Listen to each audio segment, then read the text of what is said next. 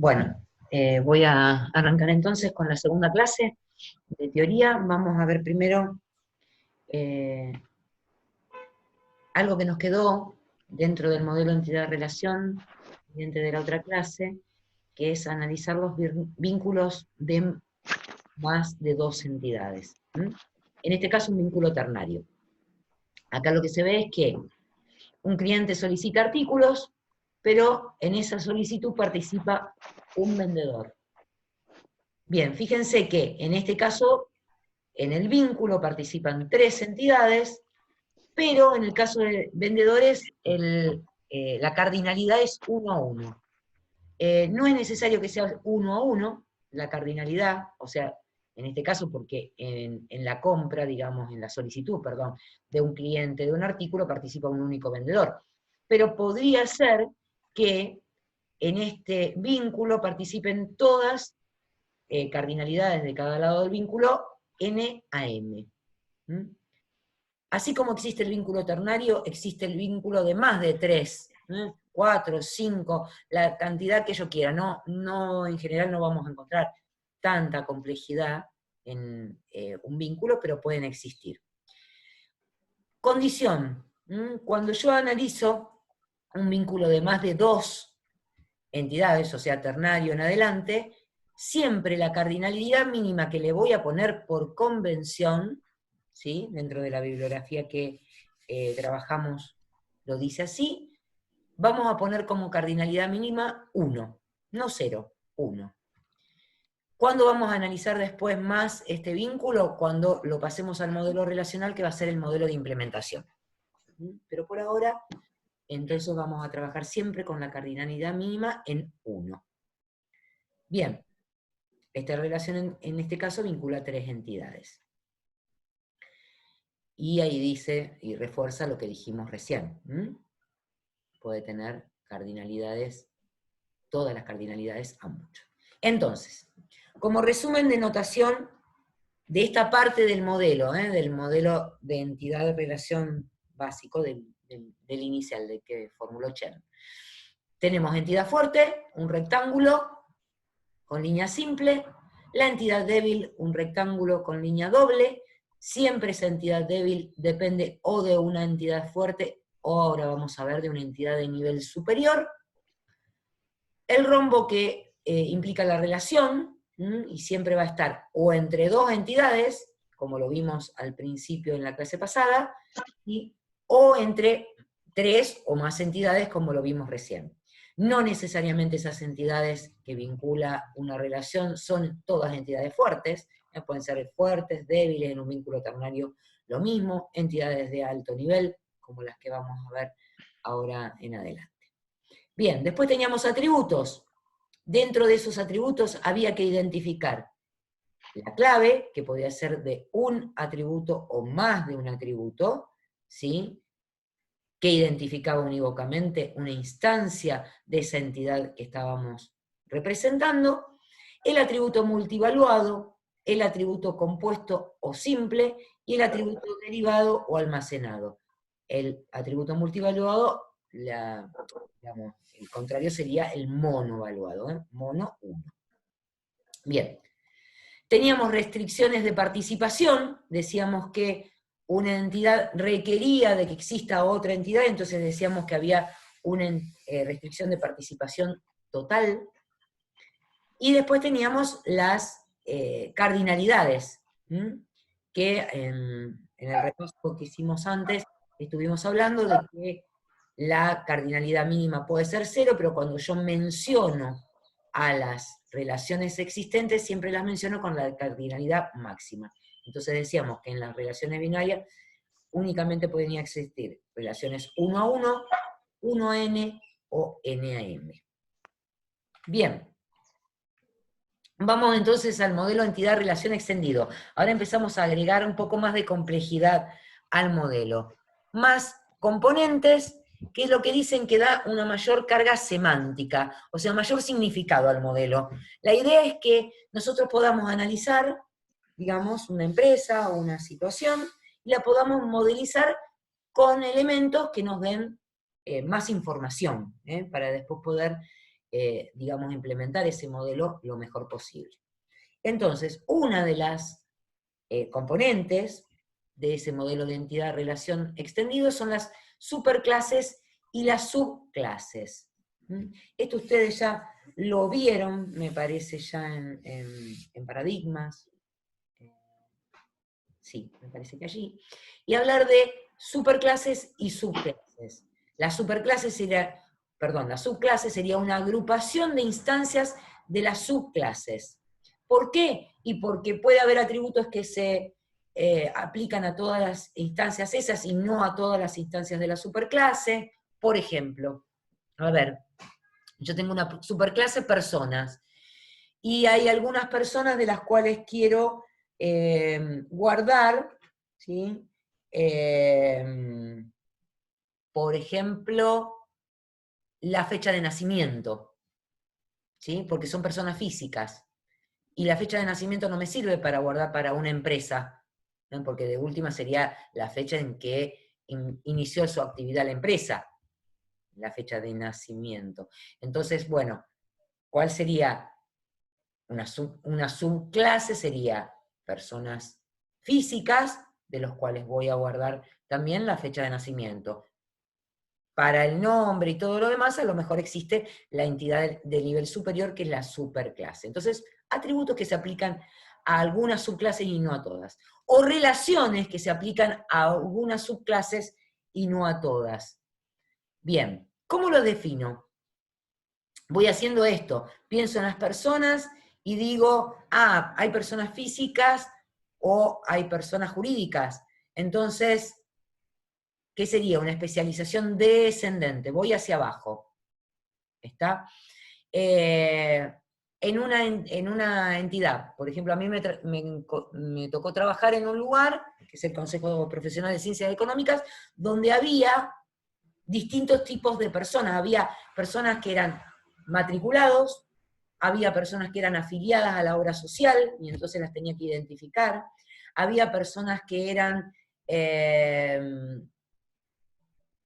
proveedores de la institución, y así sucesivamente tenía un montón de personas, de los cuales había atributos que compartían y había atributos que no compartían. Por ejemplo, dentro de de estas personas, los afiliados a las obras, a la obra social del Consejo Profesional, tenían un plan.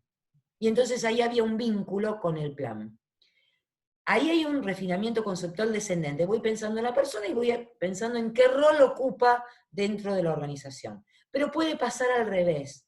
Puede pasar que yo tenga un montón de personas definidas y haya cuestiones que las unan. Entonces voy a hacer lo que se llama un refinamiento conceptual ascendente. ¿Está? Y las voy a unir. Cosas que comparten. A ver, vamos acá. Un ejemplo. Tengo artículos, esa sería mi superclase. Esos artículos tienen un identificador, una descripción y un tipo de artículo. Ese tipo de artículo, que es un atributo, me puede decir, justamente me puede diferenciar distintas subclases. Por ejemplo, decir que los artículos son bebidas o son ingredientes. Este es un lugar que prepara comida y entonces necesito identificar esos tipos de cosas. Necesito identificar artículos que tengo registrados que sean bebidas o sean ingredientes. ¿Quién me lo dice? El tipo de artículo. Vamos a decir que acá hay una jerarquía, que en este caso es disyunta. Es decir, un artículo o es bebida o es ingrediente. No es las dos cosas simultáneamente, porque así lo quiso definir la organización. Bien, fíjense que además esa jerarquía se vuelve a subdividir. Dice, un artículo era o bebida o ingrediente, pero el ingrediente puede ser elaborado, comprado o ambos. Por eso decimos que esta jerarquía es solapada. Decimos que puede haber una instancia de ingredientes en elaborado, puede haber una instancia de ingredientes en comprado, o puede haber en ambas subclases. Acá da la casualidad que hicimos jerarquías con 2 subclases, pero no necesariamente, podemos abrirla en más. Entonces, cuando hay un atributo que me permite decir de qué instancia de subclase estamos hablando, decimos que es una especialización por atributo. En este caso, que no podemos decir si es elaborado y comprado porque puede ser solapado y puede ser ambos, entonces vamos a decir que se llama especialización por usuario. Bien, 2 cosas más que tiene este modelo, este gráfico del modelo, que me indican algo. A ver, acá en artículos hay una doble raya para definir si es una jerarquía. Esta doble raya me va a decir que la jerarquía es total. Si hubiera una sola raya, diría que es parcial. ¿Qué me implica una jerarquía total? Que artículo no puede quedarse solo en artículos, sino que va a haber, en este caso, una instancia sí o sí en las subclases, que por ser disyunta va a estar en una sola de las subclases. En este caso lo mismo, ingredientes, total, es jerarquía total, pero en este caso, como es solapada, o está en uno, o está en otro, o está en ambos. ¿Alguna duda hasta acá? Eso sería lo de clase abstracta, o parecido a eso. Parecido al concepto que vieron. Parecido. Bueno, Bien. ¿Qué pasaba en una jerarquía además? Eso lo vieron. ¿Qué pasaba se con los atributos? heredaban los atributos. ¿Cómo? Se heredan los atributos. Exactamente, hay herencia de atributos. Estaría un manual acá. Entonces, Me voy a traer uno así si yo hago desde acá de mi casa. ¿hola? ¿Hay una pregunta ahí? Bien, por ejemplo, bebida, ¿qué hereda? El ID de artículo, la descripción y el tipo de artículo. No los vuelvo a repetir. Y en este caso agrega cantidad de centímetros cúbicos. ¿Están? Ingredientes. Hereda todos los anteriores y agrega unidad de medida. ¿Puede haber en las subclases una clave? Con este concepto de herencia. No, porque ya lo hereda de artículo. En este caso lo hereda de artículos. Nunca en las subclases voy a tener entonces claves, identificadores, porque necesito identificar a la superclase. De alguna forma identifico la superclase y a partir de ella navego por la jerarquía. ¿Está? Entonces, siempre hay herencia de todos los atributos, nunca puede haber una clave en las subclases. ¿Bien? Profe, ¿por qué una es por atributo y la otra por usuario? Vamos a repetir ese. Acá puede haber un atributo que me dice qué subclases hay en la jerarquía. Entonces, yo en el tipo de artículo pongo estos valores, bebida o ingrediente. ¿Sí? Entonces, hay un atributo que me dice. En este caso es fácil, porque la jerarquía es disyunta. Entonces, ese atributo, ¿tá?, va a tener un único valor. Aunque hubiese más subclases, ¿sí? Bebidas, ingredientes, platos elaborados, qué sé yo, lo que fuere. Y son artículos, porque los voy a vender. ¿Está bien? Pero el tipo de ese artículo tiene un solo valor. En el atributo voy a tener ese valor. Acá, ¿qué pasa? Se llama especialización por el usuario porque es el usuario el que me va a tener que decir a mí dónde registro esa subclase. A ver, yo voy a registrar artículo, ¿sí? Le pongo un valor, ese queda almacenado, bebida o ingrediente. Vamos a suponer que es ingrediente. ¿Está? Voy a ingrediente. ¿Tengo alguna forma de guardar un valor para que me diga elaborado, comprado o ambos? Y a lo mejor sí. Pero imagínense que para 2 valores, pero imagínense que haya 10 subclases. Voy a tener que poner todas las combinaciones porque esta jerarquía es solapada. Entonces se llama especialización por usuario porque digamos que es el usuario el que define hacia dónde navega. ¿Se entiende más o menos? Como Sí, sí, para está bien, gracias. diferenciarle de la del atributo. ¿Sí? Sí, está, gracias. Bien, bien. Bueno, entonces, acá podemos ir a lo que hacíamos en la clase de repaso antes, de pensar en la integridad de este componente, ¿sí? Justamente dice, una instancia de la entidad no puede existir solo en la subclase, también debe existir en la superclase. Ahí ya hay una característica de integridad del modelo, una restricción de integridad. Vamos acá. ¿Puedo poner solamente una instancia en ingredientes? ¿Alguien que conteste? No, necesito artículos. Necesito una instancia en artículos. O sea que una instancia de la subclase debe existir en la superclase. Bien, lo que decíamos antes, todas las instancias de la entidad que es miembro de una subclase heredan todos los atributos de su superclase, pero además pueden tener atributos propios. Bien, las restricciones que vimos hasta acá, que existen, de disyunción o solapamiento y de completitud total o parcial. Vamos a las reglas de inserción y eliminación. Recién decíamos esto de que debe existir, pero con el mismo criterio que hicimos antes, podemos decir, si inserto una instancia en ingredientes, ¿dónde más debe estar esa instancia?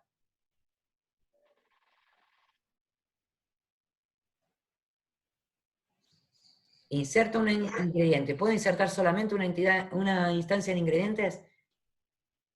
¿Dónde más tiene que haber una instancia? En artículos. En artículos sí o sí. ¿Y en dónde más? En alguno elaborado o comprado. En alguno de los dos de abajo, en elaborado o comprado, porque esta es una de las restricciones, era que fuera total o parcial esa jerarquía. Y como esta es total, sí o sí abajo tiene que haber una. ¿Se entiende? O sea, tengo que definir si es elaborado o comprado y agregarle esos valores. O ambos, ¿no? Bien. Acá hay una jerarquía un poco más compleja. ¿Habla de qué? Una de las cosas del modelo que no me dijeron, esta U que estaba acá, ¿sí? Es nada más que para ver hacia dónde navego en el modelo, porque justamente, fíjense, es fácil cuando tengo, si es una jerarquía disyunta o solapada, ¿sí? Porque pongo una elipse y a partir de eso voy a navegar sí o sí hacia la subclase. Pero en este caso de empleado, que queda con encargada, no parece que como que le faltara algo al modelo, que parece que le faltara un vínculo, lo que sea. Entonces le pongo una U para decir que los empleados, en este caso es una jerarquía parcial, pueden ser encargados. Eso es lo que me dice este modelo. Vamos acá. Empleados. Se identifican por un quill, tienen razón social, dirección, teléfono multievaluado, ¿sí? Y fecha de nacimiento. Además tienen un atributo que es forma de pago y un atributo que es tipo de trabajo. Fíjense que a partir de estos dos atributos hay jerarquías, que en este caso son disyuntas. Entonces dice que un empleado tiene una forma de pago que es por comisión o por sueldo. Y un empleado tiene un tipo de trabajo que es mozo o administrativo. Las dos son disyuntas. No puede ser que un empleado cobre por comisión y además por sueldo. Acá en este bar solamente pueden cobrar de alguna de las dos maneras, por comisión o por sueldo. En el caso de esta, por tipo de trabajo, dice que puede ser mozo o administrativo. No puede ser ambos, o es mozo o administrativo. Y también es total, o sea que un empleado o es mozo o administrativo, no puede ser empleado de cualquier cosa que no sea estas dos. Y además, si es administrativo, o es jerarquizado o es no jerarquizado. En cambio, ¿sí? Estas todas son jerarquía total, o sea, el empleado debo definir si cobra por comisión o por sueldo, debo definir si es mozo o administrativo, y si es administrativo debo definir si es jerarquizado o no jerarquizado. En el caso de empleado, además puede ser encargado, puede que no, ¿sí? El empleado queda acá y no es encargado. ¿Le ven algo más a esta jerarquía que no haya comentado? ¿O que le tengan dudas? Va pregunta. Lo de encargados, no, ¿cómo es? A ver, vamos a dar el ejemplo con la inserción. Yo inserto un empleado, ¿sí? Una instancia en empleados.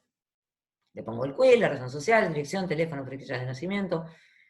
Indico la forma de pago. ¿Qué va a pasar cuando indico la forma de pago? Va a una instancia en comisión o en sueldo. ¿Sí? Indico el tipo de trabajo. Mozo administrativo. ¿Qué pasa entonces con las instancias? ¿Qué tengo que hacer? Pregunta. ¿Respuesta? Vamos. Mozo va administrativo. ¿A una instancia en mozo o en administrativo? ¿Sí? Si va en administrativo, además va a una instancia en jerarquizado o en no jerarquizado. Hasta ahí eran todas por tipo de atributo. Fíjense, ¿sí? Forma de pago, tipo de trabajo, tipo de categoría. ¿Qué me dice? ¿Tengo que insertar una instancia en encargados?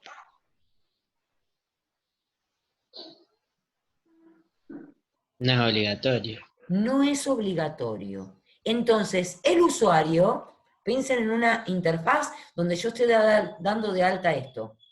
El usuario va a poder decir, che, este empleado es encargado, ¿sí? Y va a haber una instancia en encargados.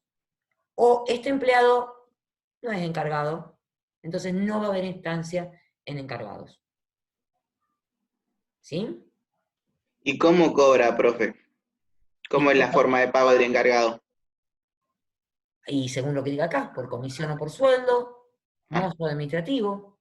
Hasta acá, esa es la información que tenemos. Quedó en empleado. Podemos hacer otras cosas que las vamos a ver ahora. Bien. Una de las cosas que tenía una jerarquía, perdón, quedó claro, ¿no? Acá que el usuario es el que dice. ¿Sí? El que está insertando acá. Sí, el que está acá. Sí. Bien. Bien. Habíamos dicho que una jerarquía tenía sentido cuando yo le ponía o atributos diferentes a las subclases o había relaciones con otras entidades y me gustaba identificarlos. Por ejemplo, acá vemos un ejemplo de un vínculo. Un artículo que es ingrediente va a componer platos. Puede ser que un ingrediente no vaya en ningún plato, o vaya en muchos, pero en un plato sí o sí va a tener que haber al menos un ingrediente. ¿Está? Un plato de sal. Medio como poquito, ¿no? Pero bueno, puede tener un solo. Bien. ¿Qué le pongo además dentro de ese vínculo? La cantidad de ingredientes, por ejemplo. Pero a su vez, platos es también una jerarquía en este modelo, que en este caso tiene 3 subclases: pastas, carnes o postres.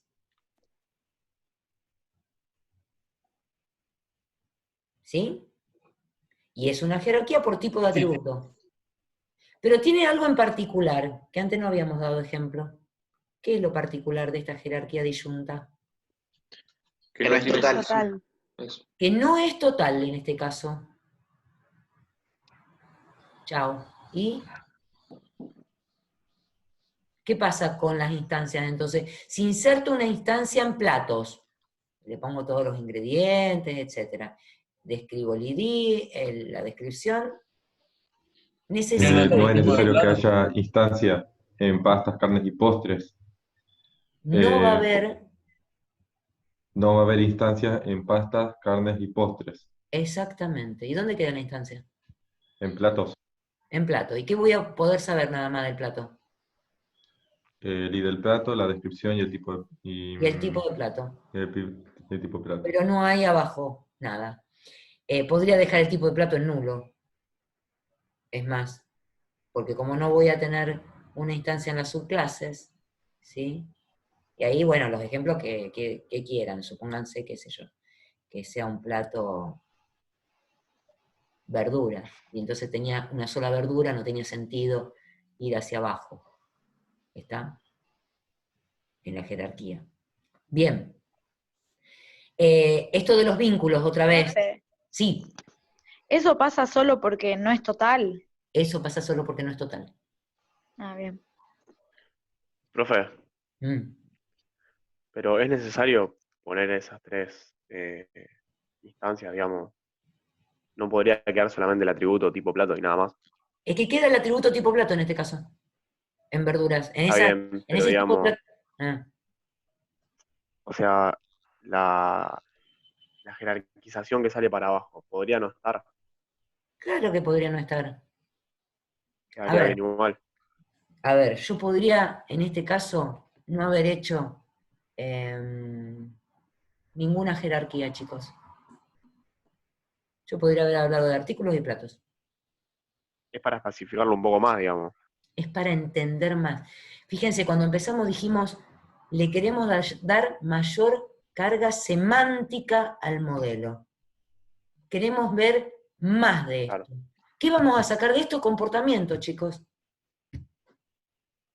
¿Está? Vamos a sacar, a ver, che, voy a necesitar una interfaz para cargar los platos. Que mirá, y esta interfaz, estaría bueno que los ingredientes estuvieran así porque va a ser N. ¿Sí? Van a poder ser N.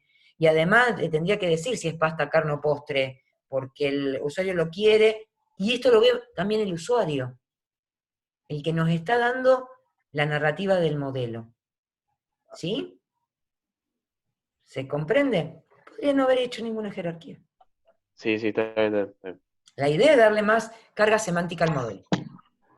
Y de hecho nosotros los vamos a obligar por ahí, entre comillas, por la información que le damos en la narrativa, para que ustedes hagan las jerarquías. Bien, acá hay herencia simple. Recién me preguntaban, ¿y qué podemos hacer para decir, este es un encargado del bar y darle más información? Bueno, podemos hacer esto, una retícula. No vamos a trabajar con retículas, existen en el modelo entidad-relación extendido, pero nosotros nos vamos a quedar hasta las jerarquías con herencia simple. ¿Está? Pero para que sepan que existen, encargado de bar, que puede ser jerarquizado, que cobra sueldo, que es encargado, y además tiene un turno. Agrega un atributo.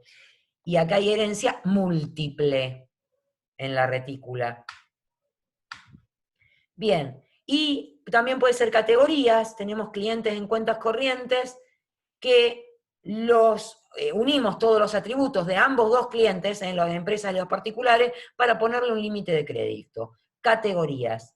Tampoco lo vamos a estar trabajando mucho, porque esto en realidad se trabaja más por el modelo de comportamiento, pero para que sepan que existe en el modelo entidad-relación extendido. Bien, algo muy importante, agregación. Antes me preguntaban si yo puedo poner una jerarquía en una agregación. Solita no, yo tengo que poner un vínculo en una agregación. ¿Qué vínculo? Un vínculo N a M solamente, porque si no, seguro que podría hacer esa relación que está abajo, que yo veo ahí, con alguna de las dos entidades que participan de ese vínculo.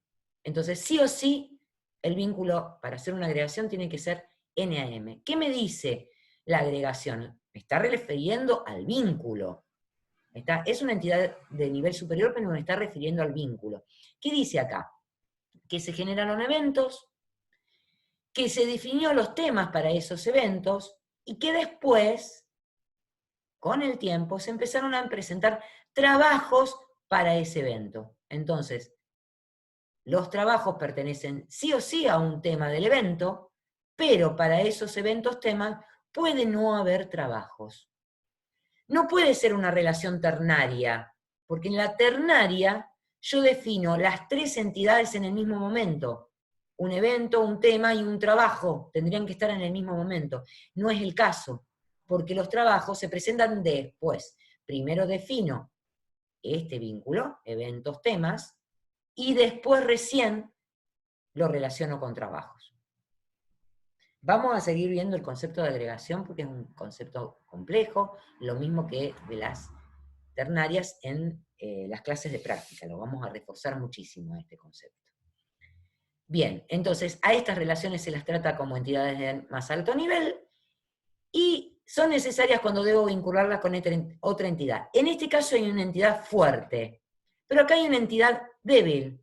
Entonces yo digo, hay servicios en instalaciones, se definen, fíjense que sigue siendo NAM el vínculo, y entonces para esos servicios, dependiendo de la instalación, se determinan valores, que en este caso el discriminante de la entidad débil son dos atributos, el año del valor y el mes del valor. ¿Cómo les parece a ustedes que yo puedo llegar a valores de esta agregación? ¿Qué necesitaré? Que primero se cumpla lo que está en el rectángulo. Exacto, que se cumpla ¿qué? Que yo haya identificado una instalación y un servicio. Entonces, como decíamos antes, una entidad débil depende de una entidad de nivel superior, y para identificarse necesito la clave de la entidad de nivel superior. ¿Cómo armaremos la clave en este caso de esta entidad de nivel superior? ¿Qué necesitaré? Un código de instalación y un código de servicio. Un código de instalación y un código de servicio. Entonces, con ese código de instalación, ese código de servicio, el año y el valor, yo voy a encontrar el monto que cuesta eso. En un club, por ejemplo, yo alquilo casilleros, ¿sí? En la instalación, qué sé yo, en el vestuario.